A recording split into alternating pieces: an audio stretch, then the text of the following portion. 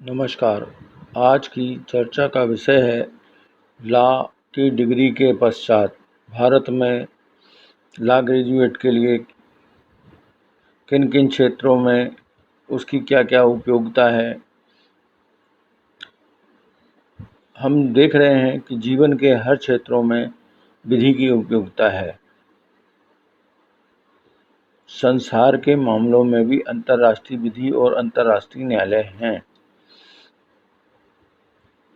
Law की degree लेने के लिए जो व्यक्ति ग्रेजुएट होता है उसको जीवन के करीब करीब 19 वर्ष तो पढ़ाई में गुजारने होते हैं, LKG से लॉ ग्रेजुएट होने तक। और इस कार्य में उसकी आयु के करीब 22 वर्ष निकल जाते हैं। अब हम चर्चा करते हैं कि भारत में लॉ ग्रेजुएट के लिए जो भी क्षेत्र हैं उसके जीवन में आगे व्यवसाय, कार्य और आजीविका के, तो उसके संबंध में वर्तमान समय में सबसे अधिक चार भारत में जो नवयुवकों का देखा जा रहा है वो है जज बनने का। जज बनने के लिए भारत में जो स्थिति है वो लॉ ग्रेजुएट के लिए सिविल जज की नियुक्ति की योग्यता होती है।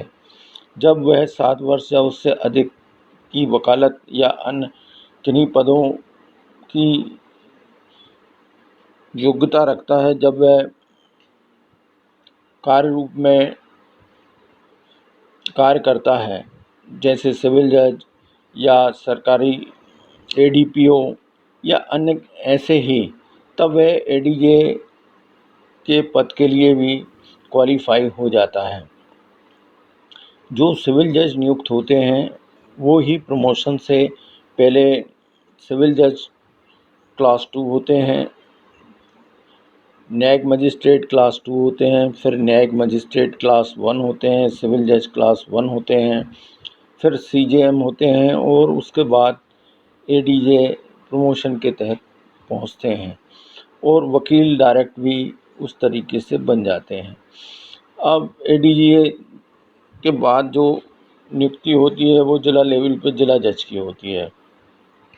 उसके बाद हाई कोर्टों में हाई कोर्ट जजों की नियुक्ति होती है, जो अलग अलग राज्यों के लिए और उनके जो भी और ब्रांचेस होती हैं उनमें नियुक्ति होती है। ये नियुक्ति राष्ट्रपति द्वारा होती है और कॉलेजियम के तहत सुप्रीम कोर्ट के जजों द्वारा जो व्यक्तियों को क्वालिफाई पाते हैं नियुक्ति के लिए, तो उसके संबंध में वो सरकार को जानकारी भेजते हैं और फिर उसके बाद राष्ट्रपति के द्वारा उनकी नियुक्ति होती है। इसके बाद सुप्रीम कोर्ट में हाई कोर्ट जजों के प्रमोशन के द्वारा सुप्रीम कोर्ट जजों की नियुक्ति होती है और सुप्रीम कोर्ट में जो विधि के अच्छे जानकार वकील होते हैं उनकी भी नियुक्ति होती है। अब ये सामान्य चर्चा थी। अब अपन चर्चा करते हैं कि जो नए वकील होते हैं या नए लॉ ग्रेजुएट होते हैं, नए लॉ ग्रेजुएट होने के बाद उन्हें अगर समय रहता है सिविल जज की तैयारी करते हुए, तो उन्हें वकालत के लिए अपना रजिस्ट्रेशन करा लेना चाहिए। वकालत के रजिस्ट्रेशन के लिए संबंधित स्थान अर्थात वह व्यक्ति जहाँ रहता है और जहाँ वह अपना कार्यस्थल चुनता है वहाँ के राज्य अधिवक्ता परिषद से वकालत के रजिस्ट्रेशन के लिए जो फॉर्म रहता है वो जो वहाँ दस्तावेज़ जमा करने पड़ते हैं, फीस जमा करनी पड़ती है, वह औपचारिकताओं को पूरा करके वकील का रजिस्ट्रेशन करा लेता है। वकील के रजिस्ट्रेशन होने पे 2 साल के अंदर वर्तमान समय में बार काउंसिल ऑफ इंडिया के द्वारा जो निर्धारित परीक्षा है उसे पास करना ज़रूरी है। ये महत्वपूर्ण बात है। अब अपन चर्चा करते हैं सिविल जज के लिए। तो जो नए लॉ ग्रेजुएट होते हैं उन्होंने अभी तक अपवाद छोड़ दें तो अधिकतम किताबी जानकारियाँ और विषय की जानकारियाँ उनके पास होती हैं, और उसके लिए उन्होंने विधिक जानकारी किस तरीके से ली कि अपने जो भी संस्थान से वो पढ़ते हैं वहाँ पे जो भी शिक्षकों द्वारा पढ़ाया जाता है, किताबों से, अपने मित्रों परिचितों से चर्चा में, या अन्य वीडियो या ऐसे ही जो भी साधन हैं उससे उनकी जानकारियाँ होती हैं। विधि के जो ग्रेजुएट होते हैं उनके लिए जो भी क्षेत्र में वो कार्य करना चाहते हैं इसका चुनाव उन्हें करना है, और यह स्थिति उनके द्वारा पहले से निश्चित करी हुई हो तो बहुत अच्छा रहता है कि उन्हें कोई सरकारी नौकरी चाहिए या किसी कंपनी में उनको कोई अधिकारी बनना है या जज बनना है, वकील बनना है। ये उनका खुद का निश्चय होता है जिसके अनुसार उनको आगे कार्रवाई करनी होती है। अब चर्चा करते हैं कि वर्तमान व्यवस्था में जज के अलावा अधीनस्थ न्यायालयों के लिए एडीपीओ अर्थात जो सरकारी वकील होते हैं उनकी नियुक्ति होती है। ये भारत के हर राज्य में और मेट्रोपॉलिटन सिटीज़ के लिए भी होती हैं, जिसके लिए लॉ ग्रेजुएट उसकी परीक्षा के लिए नियुक्ति के लिए ज़रूरी होता है। उन्हें संबंधित राज्य के पीएससी द्वारा जो परीक्षाएं होती हैं उसके लिए तैयारी करनी होती है। वर्तमान समय में एडीपीओ की पोस्ट के लिए करीब 29 विषय निर्धारित किए हुए हैं और उसके लिए लिखित परीक्षा होती है, उसके बाद पर्सनल इंटरव्यू होता है, उसके बाद नियुक्ति होती है। ऐसे ही सत्र और अतिरिक्त सत्र न्यायालयों के लिए राज्य शासन की ओर से पैरवी करने के लिए लोक अभियोजक और अतिरिक्त लोक अभियोजक की नियुक्ति होती है। उसके लिए भी एक निर्धारित अनुभव होना चाहिए। उसकी नियुक्ति के लिए जिला मजिस्ट्रेट के द्वारा सत्र न्यायालय से विचार विमर्श करके उसकी नियुक्ति के लिए संबंधित शासन को आवेदन भेजे जाते हैं और फिर शासन के द्वारा नियुक्ति होती है, और उनका एक निश्चित कार्यकाल होता है 3 साल 5 साल, और समय अनुसार वो बढ़ता भी रहता है। इसके बाद जो राज्यों के उच्च न्यायालय होते हैं वहाँ पे एडवोकेट जनरल शासन की ओर से होता है और सरकारी वकील होते हैं, और ऐसे ही सर्वोच्च न्यायालय में भी एडवोकेट जनरल होता है, अटॉर्नी जनरल होता है और सरकारी वकील होते हैं। इनकी योग्यताओं, कार्यों, नियुक्तियों और अन्य जरूरी मुद्दों की जानकारी अलग वीडियो में दी जा रही है। आज की चर्चा का जो विषय है उस पे ही ज़्यादा ध्यान देने की ज़रूरत है। अब ये सरकारी नियुक्ति या अन्य नियुक्तियों के बाद जो महत्वपूर्ण बात है वो है वकील की। हम देखते हैं कि वकालत के लिए जो क्षेत्र है वो बहुत असीमित है, और न्यायालयों के फैसलों में सबसे ज़्यादा चर्चित होता है वकील। वकील का ही चार्म होता है समाज में, व्यवस्था में। आखिर क्यों? वकील के पास बहुत विस्तृत क्षेत्र होता है, उसके पास लाइसेंस होता है। वह भारत में किसी भी न्यायालय में, किसी भी मुकदमे में, किसी भी पक्षकार की ओर से अधिवक्ता हो सकता है। उच्च न्यायालय और सर्वोच्च न्यायालय के लिए वहाँ का रजिस्ट्रेशन ज़रूरी होता है।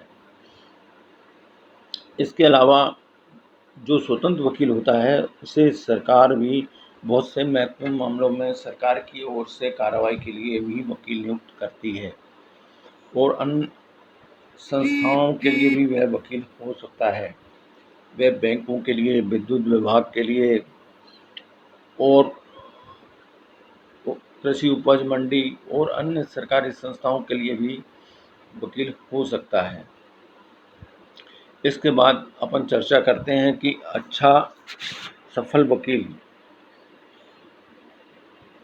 की क्या स्थिति होती है। यहाँ विशेष ध्यान देने की बात यह है कि सर्वोच्च न्यायालय के जज साहब ने भी कहा था कि जो सफल और अच्छा वकील होता है वो कभी जज नहीं बनना चाहता और ना ही सरकारी वकील बनना चाहता है, क्योंकि वहाँ कार्य और उसकी क्षमताओं की उपयोग की बहुत सीमितता होती है और एक स्वतंत्र वकील की जो क्षेत्र होता है और उसकी क्षमताएं होती हैं वो असीमित होती हैं। ये बात सही है कि हर व्यक्ति का इतिहास होता है, वर्तमान में वह कहाँ क्या कर रहा है यह उसके पूर्व इतिहास के कारण होता है और भविष्य में वह आगे क्या करेगा या अभी वह क्या सोच रहा है, क्या कर रहा है और आगे क्या करेगा उसके अनुसार होता है। भारत में वकीलों का उज्जवल भविष्य है और बहुत ही उज्जवल इतिहास है और वकील का पेशा बहुत नोबल पेशा माना जाता है। तो इसके लिए ज़रूरी है कि जो वकील होता है उसमें महत्वपूर्ण गुण होने चाहिए, उसकी पर्सनालिटी होनी चाहिए। सबसे ज़रूरी बात यह है कि जो भी वकील है उसे किसी भी तनावों से निदान की जानकारी होना चाहिए, उसे तनाव रहित रहना चाहिए, उसे पूर्ण स्वस्थ रहना चाहिए। उसकी ज़िंदगी जो होती है वो व्यक्तिगत पारिवारिक ज़िंदगी के अलावा उसकी ज़िंदगी सार्वजनिक होती है। उसे अपने कार्य, व्यवहार, आचरण पर विशेष ध्यान देने की ज़रूरत होती है, क्योंकि नौकरी भी और अन्य जगह बात अलग होती है, परंतु एक जो वकील होता है उसके आचरण, व्यवहार और बाकी क्रियाकलापों को सार्वजनिक जीवन में भी लोग देखते हैं और उसी के अनुसार उसके पास जाते हैं और वह कार्य कर पाएगा नहीं कर पाएगा इसका निश्चित करते हैं। यहाँ ध्यान देने योग्य बात है कि किन्हीं भी नौकरियों में या किसी कंपनी में, कार्यों में जो भी व्यक्ति नियुक्त होता है तो उसको एक जो भी वेतन या अन्य तरीके से जो भी भुगतान किया जाता है उसको प्रशिक्षण काल से प्राप्त होने लगता है और जो भी आय, वेतन, भत्ते, सुविधाएं होती हैं वो निश्चित होती हैं और समयानुसार उसको प्रमोशन के हिसाब से मिलती रहती हैं। किंतु एक जो स्वतंत्र वकील होता है उसे अपनी सभी ज़रूरतों को वकालत से जो आय होती है उसी से पूरी करना होती है। जिन लोगों के परिवार में पूर्व से कोई सदस्य वकील हैं और उनके पास उनके कार्यालय में काफ़ी कार्य हैं, बहुत से क्लाइंट हैं, उनकी बहुत ख्याति है, उनके पास बहुत सारी किताबें हैं और ज़रूरी साधन हैं। बहुत ज़रूरी साधन का अभिप्राय ये है कि जो न्याय दृष्टांत हैं या अन्य सुविधाओं की ज़रूरत होती है वो साधन है। तो इस सब के बाद भी जो नया वकील है उसे अपनी योग्यता, क्षमता और कार्य वह कर सकता है ये प्रमाणित करना होता है। तो भारत में जो भी वकील होते हैं उनके लिए जब वो रजिस्ट्रेशन कराते हैं तो बार काउंसिल ऑफ इंडिया या राज्य अधिवक्ता परिषद से कोई आर्थिक सुविधा उपलब्ध नहीं कराई जाती है। अब ऐसी स्थिति में नए वकील को यदि परिवार से आर्थिक मदद मिल रही है और उसके लिए ऑफिस का स्थान, किताबें, फर्नीचर व ज़रूरी खर्चों की व्यवस्था है तो अच्छी चीज़ है। अन्यथा उसे अपनी सभी आवश्यकताओं की पूर्ति के लिए वकालत के कार्य पर निर्भर रहना है, तो उसे अपनी आवश्यकताओं को अपने साधनों के मुताबिक सीमित करके आगे कार्य करना चाहिए। हमेशा याद रखें कि प्रभु सदा सहाय होते हैं जो प्रयास कर रहे होते हैं। भाग्य भी उन्हीं का साथ देता है। अब चर्चा करते हैं कि जब नया वकील अदालत जाना शुरू करता है तो उसके सामने जो समस्याएं आती हैं वो जिनका उसको सरोकार होता है, तो उस स्थिति के लिए बहुत निश्चित है कि वकील को अदालत जाने के पहले उसका खुद का कार्यालय निश्चित होना चाहिए। अगर उसके पास साधन और स्थान है तो वह अपना कार्यालय पहले निश्चित कर ले, और उसका खुद का कार्यालय नहीं है तो किसी सीनियर वकील जिससे वह जुड़ के कार्य करता है तो उसका कार्यालय स्थान निश्चित होना चाहिए, और उसका समय निश्चित होना चाहिए कि वह वहाँ पर पक्षकारों से मिल सकेगा, बातचीत कर सकेगा, उनसे राय सलाह कर सकेगा। इसके बाद जब वह कचहरी जाना प्रारंभ करता है तो उसे प्रारंभ में पूर्ण प्रयास वकालत की बारीकियों को जानने और वकालत में सफल होने के लिए क्या क्या चीज़ें ज़रूरी हैं, उसके लिए महत्वपूर्ण बात है जिज्ञासा, अर्थात सीखने की ललक होनी चाहिए, और उसे धैर्य की भी बहुत ज़रूरत होती है। उसे अपने साथियों, अपने पक्षकार, विरोधी वकील, अदालत के बाबू, अदालत के जज और अन्य सब लोगों से संपर्क करना पड़ता है, और उनके साथ उसे व्यवहार में भी आना पड़ता है। इसके लिए बहुत ज़रूरी है कि वह बहुत ही सौम्य हो, सरल हो, मृदुभाषी हो, ज़रूरत के अनुसार, समय के अनुसार कब कितना बोलना ज़रूरी है, कैसी बात करनी चाहिए, यह उसे ध्यान में रखने की ज़रूरत होती है। यह बातें कहीं सिखाई नहीं जाती, उसे देख समझकर सीखने की ज़रूरत होती है। जब आवश्यकता हो, जो चीज़ उसे समझ में नहीं आती हो, तो उसे योग्य सक्षम सीनियर से जो सही जानकारी देता है उससे राय सलाह मशवरा करते रहना चाहिए। यहाँ विशेष ध्यान देने योग्य बात है कि वकील कभी भी पूर्ण ज्ञानवान नहीं होता, वह हमेशा विद्यार्थी रहता है, और जो भी मानवीय आचरण व्यवहार में पाया गया है तो और लोगों से चर्चा करने की ज़रूरत होती है। बहुत से मुद्दे होते हैं जिनमें जो भी जानकारियाँ हैं और वर्तमान में क्या ट्रेंड चल रहा है इसकी जानकारी किताबों और साधनों के अलावा साथ ही वकीलों से चर्चा में ज्ञात होती है। उसे स्वयं को अदालती कार्रवाई समझने के लिए सक्षम साबित करना होता है। यहाँ महत्वपूर्ण बात जो भी मैं कह रहा हूँ वो यही कहता जा रहा हूँ कि वकील को क्या क्या करना ज़रूरी है, उसे पैसे कैसे मिलेंगे। पैसे की बात बहुत ही स्पष्ट करना चाहता हूँ कि उसे प्रारंभ में बहुत धैर्य रखने की ज़रूरत होती है। अगर वह अपनी योग्यता, क्षमता और कार्य के संबंध में वह क्या कार्य कर सकता है और उसके संबंध में वह जिन वकीलों से जुड़ता है उनसे स्पष्ट चर्चा कर सकता है, जिससे उसे कार्य के दौरान कभी यह बात नहीं रहे कि वह क्या काम, कितना काम, कितनी देर काम कर रहा है और उसे कितने पैसे मिलेंगे।